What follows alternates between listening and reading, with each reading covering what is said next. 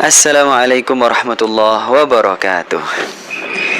Alhamdulillahirabbil alamin. Allahumma shalli ala sayyidina Muhammad wa ala ali sayyidina Muhammad. Kali ini spesial ma'asyiral viewers wa subscribers.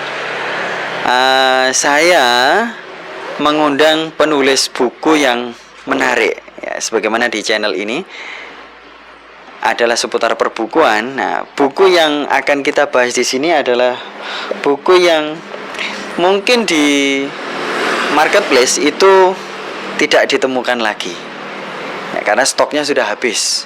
Bisa dicek itu. Nah, tapi saya tertarik untuk mengundang penulisnya karena buku ini saya baca sekilas dan sudah saya kasih tanda beberapa di sini kan. Ya, ini menarik. Banyak hal-hal yang out of the box. Saya bilang seperti itu karena andai kata materi-materi yang ada di buku ini itu disampaikan tidak secara bijak di media sosial, pasti akan dibully habis-habisan oleh netizen. Siapa penulisnya? Yaitu beliau. Penulisnya bukan beliau ya, yang hadir di kamera.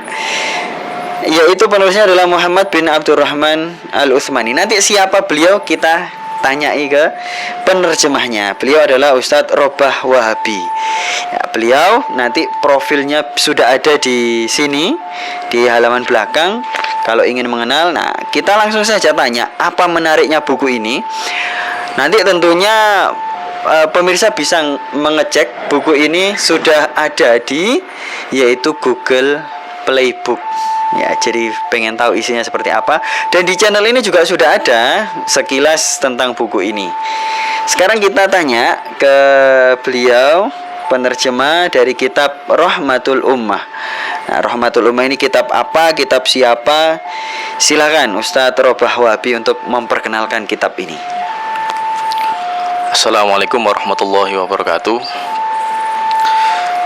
Saya senang sekali dalam kesempatan ini bisa hadir di tempat ini untuk berbagi tentang beberapa hal sebagaimana tadi yang beliau sebutkan ya mengenai buku ini.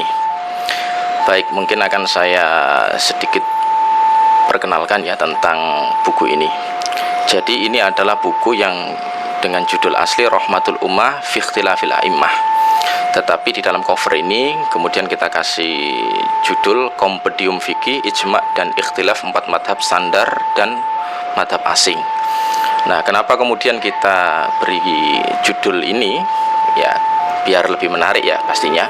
Kalau kita melihat secara utuh, isi dari kitab Rahmatul Ummah ini mencakup tidak hanya 4 madhab saja, tetapi bahkan sampai 10 madhab ya, dan bahkan lebih ya. Jadi banyak nama-nama ulama yang sudah di level mujtahid itu juga tercover di dalam buku ini. Nah, hanya saja penulis dari kitab ini memiliki manhaj khusus ya dalam memaparkan pandangan para ulama-ulama mujtahid tersebut mengenai hukum-hukum dari hasil ijtihad mereka. Nah, jadi buku ini dikarang oleh Muhammad bin Abdurrahman bin Al-Husain Ad-Dimishqi Asy-Syafi'i Al-Utsmani As-Safadi. Ya, beliau adalah ulama di abad ke-8 dan sangat produktif. Beliau pada zamannya adalah seorang qadhi, seorang hakim yang memiliki banyak karya. Hanya saja memang tidak banyak data yang bisa kita akses tentang pribadi beliau ini karena ya banyak faktor pastinya. Nah, di bagian cover ini, di balik cover ini kan ada nanti biografi penulis, nanti bisa teman-teman baca sendiri ya. Baik, tadi yang ditanyakan sama sahabat saya, Pak Brili Al-Rashid, ya menarik ya, tentang buku ini. Jadi buku ini menurut saya sangat menarik. Kenapa kita katakan menarik? Karena salah satu hal yang perlu kita ketahui sebagai umat Islam dalam kita mengamalkan praktik syariat, baik itu ibadah, muamalah maupun yang lainnya, itu harus memiliki tendensi hukum yang sudah dikeluarkan oleh para mujtahid. Nah, cuma kita harus paham bahwasanya produk hukum antara satu ulama mujtahid dengan yang lain itu ya seringkali berbeda Pak. Seringkali kita dapati berbeda-beda satu dengan yang lain. Tetapi apakah ini kemudian menjadi sumber masalah? Ya tentunya tidak. Bahkan justru ini sebaliknya. Menjadi rahmat. Ya betul sekali ya. Sebagaimana dalam judul buku ini, adanya perbedaan para ulama dalam memunculkan produk hukum itu justru menjadi rahmat bagi umat ini. Ya karena kadang satu umat ya itu cocok dengan satu produk hukum, tetapi tidak siap untuk menerima produk hukum dari ulama yang lain. Jadi kita itu bisa memilih sebetulnya Pak. Bisa memilih ya. Memang kita tidak memungkiri bahwasanya umat Islam ini dalam kita mendapatkan suatu pengetahuan itu kan harus mentendensikan kepada para ahli atau para ulama ya. Nah, para mujtahid yang kita kenal ya, di samping 4 madhab Hanafi, Maliki, Syafi'i dan Hambali kan juga ada madhab-madhab yang lain. Nah, ini kita lihat mana yang kemudian relevan untuk bisa kita terapkan dalam kita menjalankan syariat, baik itu ibadah maupun muamalah maupun yang lain. Nah, agar apa? Dalam kita menjalankan syariat itu sesuai dengan tuntunan, ya sesuai dengan ajaran Al-Quran dan As-Sunnah yang kemudian difahami oleh para ulama dan kemudian sampai ke kita lalu kita amalkan dalam kehidupan kita. Nah, maka adanya buku ini ya, ini sangat bagus sekali karena bisa menyederhanakan dari sekian banyak hasil produk ijtihad para ulama itu dalam bahasa yang lebih sederhana, dengan bahasa yang lebih ringkas dan mudah untuk difahami. Insya Allah seperti itu. Mungkin itu sedikit Pak yang bisa kita sampaikan. Jadi itu sisi menariknya, betul sekali. Saya ketika membaca buku ini merasa seperti itu, seolah-olah saya membaca banyak sekali referensi dari berbagai ulama zaman dulu yang itu nggak ada di Google, nggak ada di artificial intelligence, karena zaman itu nggak ada, belum ada yang menginput juga gitu. Nah, ketika saya mendapati buku ini, ini ilmu baru gitu bagi saya, dan mungkin bagi Anda pernah dengar sedikit-sedikit. Nah, dengan membaca buku ini tahu langsung, oh ternyata ada ya rujukannya gitu loh. Enaknya di situ buku ini. Jadi tadi seperti disebutkan, jadi nanti di dalam buku ini ada banyak mazhab. Ya, di luar mazhab yang standar itu tadi, ya sama penerjemah disebut dengan mazhab standar. Sementara yang lain itu asing, tapi dalam tanda kutip. Sebenarnya bukan asing, kita saja yang merasa asing, kan seperti itu. Kalau zaman dulu nggak asing ya. Di antaranya misalnya adalah ada tadi Imam Dawud Az-Zahiri, tadi saya baca seperti itu, ada Imam Tobari, Imam Tawus, Auza'i dan lain sebagainya. Ada belasan kalau tidak salah yang saya temukan di situ. Nah, ini tentu saja sekali lagi sangat membantu Anda dengan memiliki buku ini menjadi tahu, oh saya beramal seperti ini ternyata ada rujukannya. Alhamdulillah, aman nanti di akhirat. Gitu loh maksudnya. Nah, tayyib, ini Ustadz Roba, di judul tertulis jilid 1, Toharo, Sholat, dan Jenazah. Nah, berarti ada jilid berikutnya dong. Nah, jilid berikutnya ini bagaimana? Kalau terkait dengan kitab aslinya, apakah dibagi dengan beberapa jilid atau bagaimana Ustadz? Ya, memang untuk buku yang ada di tangan saya ini baru di jilid yang pertama. Ini nanti akan kita desain menjadi 3 jilid. Ya, memang pada dasarnya kitab ini hanya 1 jilid, tetapi agar bisa lebih menarik kemasannya sehingga kita jadikan 3 jilid agar juga untuk misalkan ada teman-teman yang hanya butuh untuk jilid pertama yang notabene-nya ini membahas tentang bab ubudiyah, maka tidak perlu untuk beli yang jilid kedua yang nanti di situ dibahas mengenai bab muamalat. Ya, jadi lebih ekonomis lah seperti itu. Tapi kalau misalkan ingin beli semua jilid ya nggak apa-apa, itu malah lebih bagus, memperkaya wawasan kita. Nah, mungkin menambahkan Pak Bril ya, tadi yang jenengan sampaikan juga menarik bahwa di samping kita tahu tentang berbagai macam corak madhab, itu nanti ada faedah-faedah, ada nilai manfaat yang akan bisa kita dapat. Apa diantaranya yaitu tidak fanatik buta, Pak. Nah, ini fenomena yang sering kali kita terjadi, yang kita saksikan ya, kadang-kadang di masyarakat kita, karena ya perbedaan mungkin dulunya berguru di satu guru ini, yang lain di beda guru. Nah, akhirnya kemudian mempertentangkan, dikiranya masing-masing dari mereka itu ya salah gitu loh, saling menyalahkan begitu. Padahal kalau kita lihat di dalam rujukan kitab perbandingan mazhab, sebetulnya tidak ada yang salah gitu ya. Contoh tentang ini Pak, kunut ya, ini sering menjadi polemik ya. Kalau di kalangan warga Nahdliyin atau yang bermadzhabkan Syafi'i ya, memang mengamalkan kesunahan kunut di dalam sholat subuh. Tetapi dalam ormas yang lain ya, seperti Muhammadiyah atau yang lain, itu tidak mengamalkan kunut. Dan itu memang sah, dua-duanya memang ada di dalam ijtihad para ulama. Kata Imam Syafi'i itu memang sunnah untuk dilakukan ya secara terus menerus. Tetapi dalam madhab, misalkan madhab Hanafi, itu tidak ada kesunahan Pak. Jadi kunut itu memang bukan merupakan ibadah yang sunnah. Di dalam buku ini dijelaskan seperti ya, itu? Betul, di dalam buku ini juga begitu. Nah, kemudian Imam Ahmad pun juga ya, beliau mengatakan sunnah kalau memang niatnya adalah untuk mendoakan para mujahid. Tapi kalau tidak dalam situasi berjihad, ya maka itu tidak ada kesunahan di situ. Nah, itu dibahas di sini. Ya, itu salah satunya. Kemudian juga untuk menghilangkan keraguan-raguan, manfaat yang kedua ya. Tadi yang pertama adalah biar kita tidak terlalu fanatik dengan satu pendapat, biar kita open mind, bisa menerima perbedaan dari hasil ijtihad para ulama. Nah, kemudian yang kedua adalah untuk menghilangkan keraguan-raguan. Ya, misalkan kita melakukan suatu ibadah, ya, contoh sholat misalkan.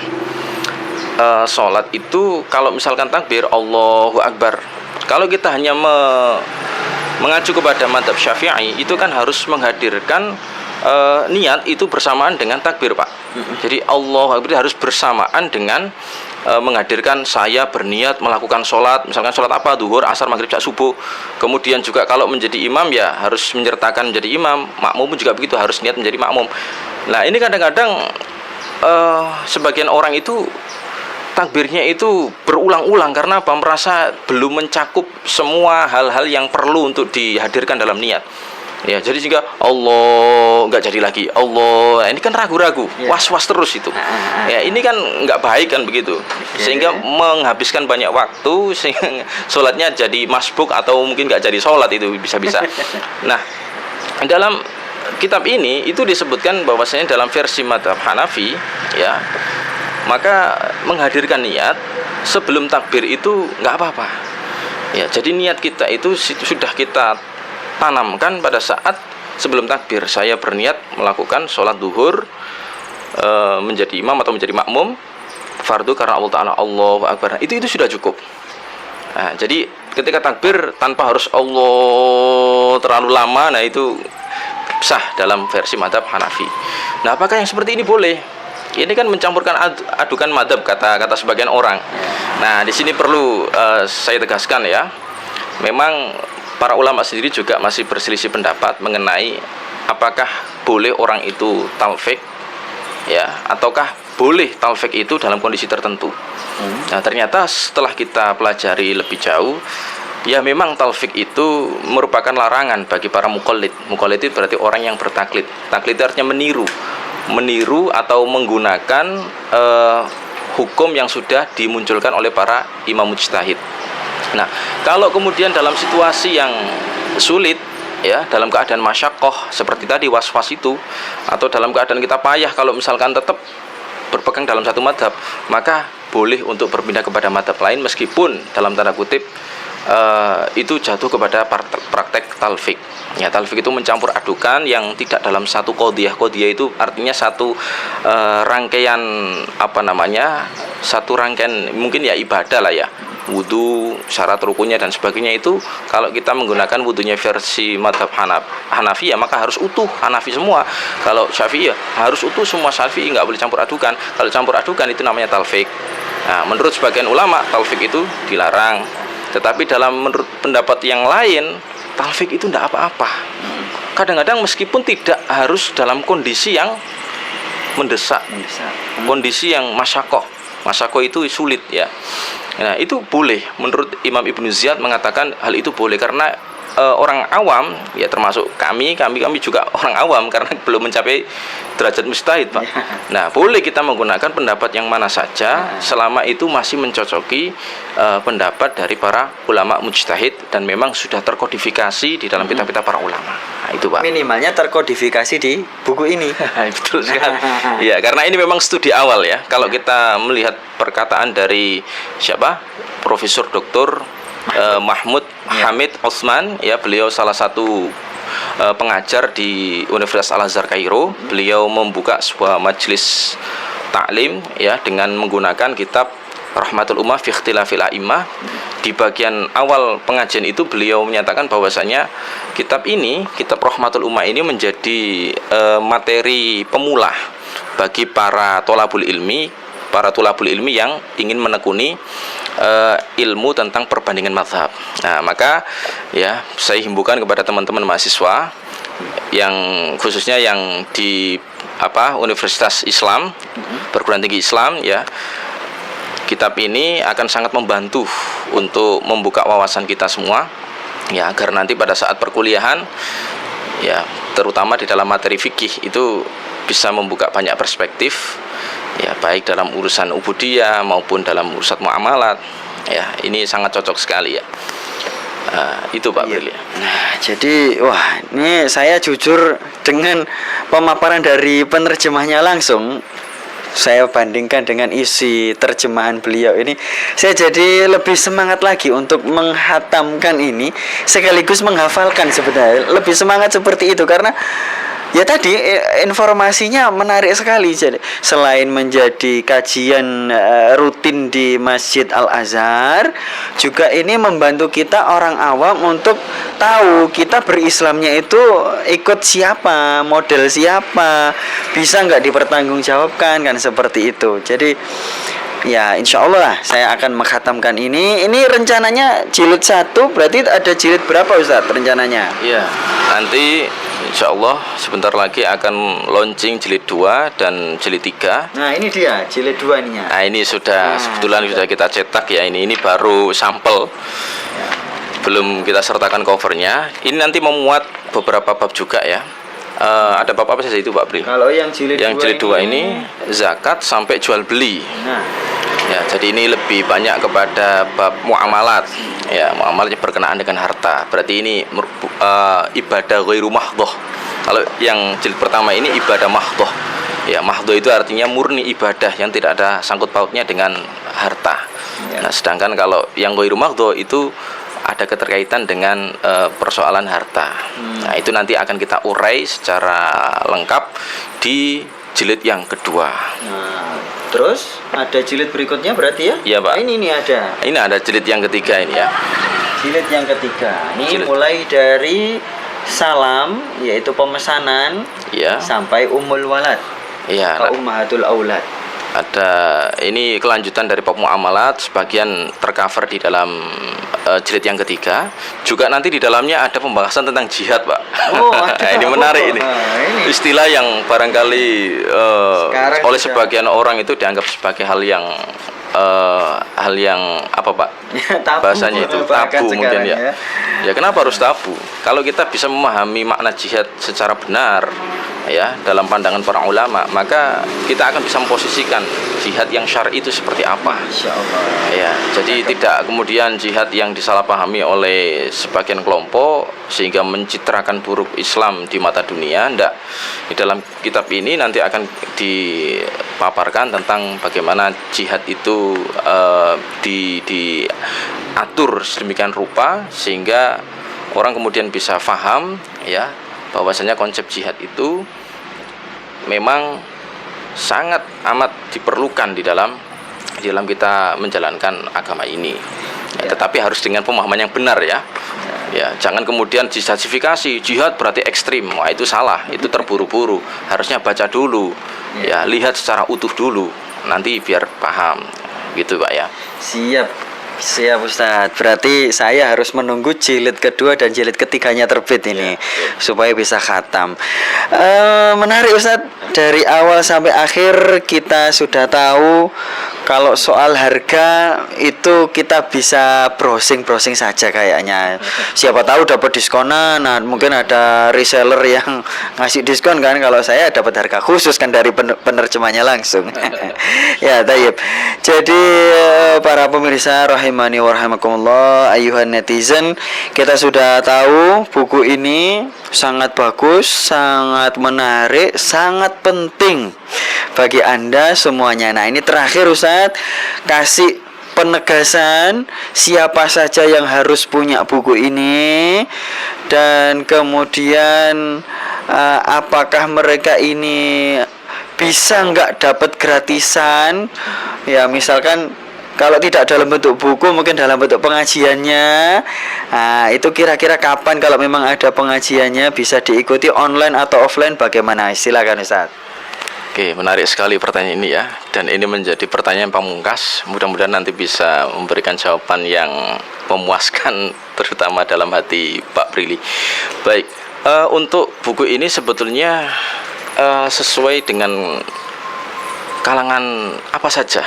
Ya, saya bisa menegaskan itu karena memang buku ini ada terjemahannya. Jadi tidak hanya dalam bentuk bahasa Arabnya, tapi juga ada bahasa Indonesianya. Sehingga bagi kalangan awam bisa membaca dari bahasa Indonesianya itu, bisa dipahami langsung gitu. Ya, kalau di kitabnya asli itu kan tanpa harokat, tulisannya juga hanya Arab. Nah, pasti hanya relevan untuk kalangan santri, kalangan ulama. Ya, tapi kalau buku ini cocok untuk semua kalangan orang awam, oke. Ya, lebih-lebih bagi para tokoh agama, ya. Misalkan takmir masjid atau mudin, ya, mereka yang memang bertugas untuk menciarkan dakwah-dakwah Islam di masyarakat. Nah, ini sangat cocok sekali. Ya, biar nanti lebih banyak bekalnya gitu ya, untuk wawasannya, sehingga tidak gampang menganggap salah ketika ada praktek-praktek yang mungkin tidak sesuai dengan versi satu mazhab tertentu. Nah, begitu. Kemudian lebih-lebih juga untuk para mahasiswa, Pak. Mahasiswa ini justru mereka sebagai agen generasi emas di masa depan. Ya, kalau tidak mengetahui tentang ilmu syariat dasar, ya, yang basisnya adalah perbandingan minimal 4 madhab lah. Nah, ini ya tentu kurang lengkap lah. Ya, sebagai seorang generasi muslim yang berwawasan luas, ya tentu kita mulai untuk mengkampanyekan ilmu agama itu dengan perspektif yang luas gitu ya. Nah, ini sebagai pengantarnya, insya Allah ya akan sangat berguna bagi teman-teman dari kalangan mahasiswa atau dosen juga. Barangkali perlu juga ya, karena memang mahasiswa itu kadang-kadang perlu untuk diarahkan mulai dari tahap dasar, menengah sampai yang paling tinggi. Nah, ini yang bisa saya rekomendasikan untuk studi dasarnya ya dalam kitab Rahmatul Ummah ini. Dan teman-teman mahasiswa juga bisa ya lebih jelas ya, kalau sudah ada teks Arabnya, ada teks terjemahannya, ini akan sangat memudahkan. Ya, bisa langsung di cross check antara kesesuaian terjemahan dengan Arabnya, ya ini bisa langsung di cross check. Ya, kalau nanti ada yang salah bagaimana Ustadz? Enggak apa-apa, nanti bisa langsung hubungi kami, akan kami benahi dan menerbitkan berikutnya pasti akan kita perbaiki begitu. Nah, untuk kalangan para santri, ya bagus. Kalangan para santri ini ya akan lebih ini lagi ya. Para santri memang mereka punya basic ilmu alat yang tentunya mumpuni untuk membaca versi aslinya. Tetapi dengan adanya buku ini, para santri juga lebih terbantu. Iya, akan ya terbantu lagi ya untuk mempelajari lebih dalam tentang mazhab itu. Ya, untuk semua kalangan lah saya kira. Jadi tidak terkhusus untuk kalangan akademisi atau kalangan awam, kalangan tokoh agama, tapi semua insya Allah relevan dengan adanya buku ini. Seperti itu, Pak. Siap, terima kasih banyak. Jadi nggak ada gratisan ini Ustadz ya. Tapi insya Allah lah Ustadz Robah ini akan menyediakan majelis baik itu online atau offline terkait kitab ini. Bahkan beliau juga hadir di sebagian media sosial untuk mengkampanyekan kitab ini bukan dalam rangka jualan, justru dalam rangka apa yang tersaji dalam kitab ini itu disampaikan secara gratis, dan itu sangat bermanfaat, betul sangat bermanfaat ya. Dan itu semoga bermanfaat juga video kita kali ini. Ditunggu lagi mungkin jilid kedua dan ketiganya nanti kita bedah. Dan pemirsa, kita akhiri saja. Wassalamualaikum warahmatullahi wabarakatuh. Waalaikumsalam warahmatullahi wabarakatuh.